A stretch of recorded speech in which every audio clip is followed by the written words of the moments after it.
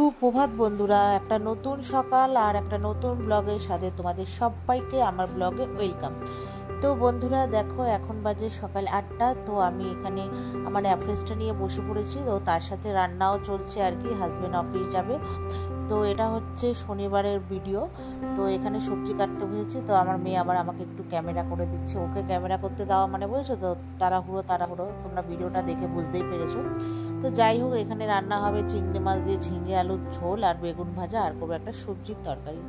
তো হাজব্যান্ডের খুব ফেভারিট খাবার, অনেকদিন ধরেই বলছিল। তো আজকে যেহেতু আমরা একটু মার বাড়ি যাবো, ওই জন্য হাজব্যান্ডকে রান্না করে দিলাম অল্প করে। তো অ্যাফ্রেসটা খেতে খেতে রান্না তো দেখলেই যে বেগুনটা মানে ভাজা বসিয়েছি, আর তারপরে খাওয়া দাওয়া করে মানে অ্যাফ্রেসটা খাওয়ার পর এখানে আমি আমার ব্রেকফাস্টটা বানিয়ে নিলাম।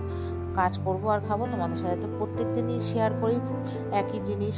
তো তোমরা এতদিনেও জেনেও গেছো, বুঝেও গেছো। তো যাই হোক, রান্না বান্না কমপ্লিট করে এখন বাজে প্রায় 9টার কাছাকাছি। তো হাজব্যান্ডের টিফিনটা আমি বেড়ে দিচ্ছি। এখানে ভাত, টিফিন কারির মধ্যে ভাত দেবো, তো তারপরে দেব বেগুন ভাজা, আর আরেকটা ছোট্ট বাটি আছে, ওখানে দেব তোমার এই সবজির তরকারিটা। তো এই বেড়ে রাখলাম। হাজব্যান্ড খাওয়া দাওয়া করে তারপরে টিফিনটা গুছিয়ে নিয়ে চলে যাবে অফিস। আর এই সাথে সাথে আমিও আমার ব্রেকফাস্টটা খাওয়া স্টার্ট করে দিলাম। মানে যেহেতু এখন বাজে কটা, 9টার কাছাকাছি। আর মেয়ে হচ্ছে তোমার ঘুমাচ্ছে। ও বললো আজকে একটু ছুটির দিন, যেহেতু সামনে মাস থেকে পরীক্ষা আছে, এক্সাম শুরু হবে, ওই জন্য একটু বললো ঘুমিয়ে নিই, পরে উঠছে। আর ঠিক আছে, ওর বাবা বেরিয়ে গেলে তারপরে ওকে ডাকবো। তো তারপরে রেডি সেডি হয়ে ঘরের কাজকর্ম করে স্নান টান করে পুরো রেডি হয়ে গেছি, যাবো মার বাড়িতে। কারণ হচ্ছে মার বাড়িতে আজকে একটু চাপ আছে। চাপ বলতে তোমার ভাইয়ের অফিস থেকে আজকে অফিসের অনেক লোক আসবে, ওই জন্য একটু রান্নার চাপ বলতে আজকে ওরা সবাই আসবে। ভাইয়ের কাছে আবদার করেছে ভাইয়া বাড়িতে আসবে, সবাই খাওয়া দাওয়া করবে। তো ভাই বলেছে ঠিক আছে। তো যেহেতু শনিবার আজকে, তো হাফ ছুটি সবার, তো তারপরে ওরা অফিস করে সবাই আসবে একসাথে। তো ওই জন্য মা আমাকে যেতে বলেছে, মা একা একা তো পারবে না।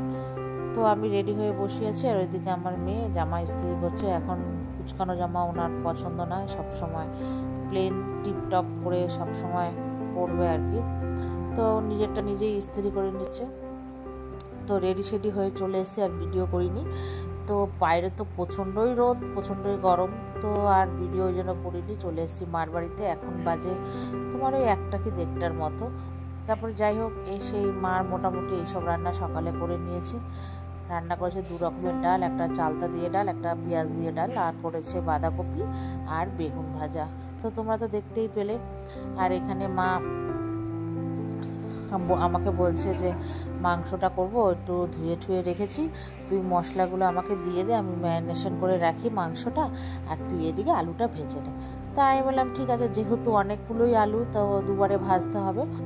মা বলল যে অল্প অল্প করে ভাজ, আর আমি ওই পাশে আমের চাটনিটা করে ফেলি। আমি বললাম ঠিক আছে। তো তারপরে মেয়ে বললো আমাকে একটু বাঁধাকপি দিয়ে মুড়ি দেবে খেতে। তো মেয়েকে আমি বাঁধাকপি দিয়ে মুড়ি দিলাম।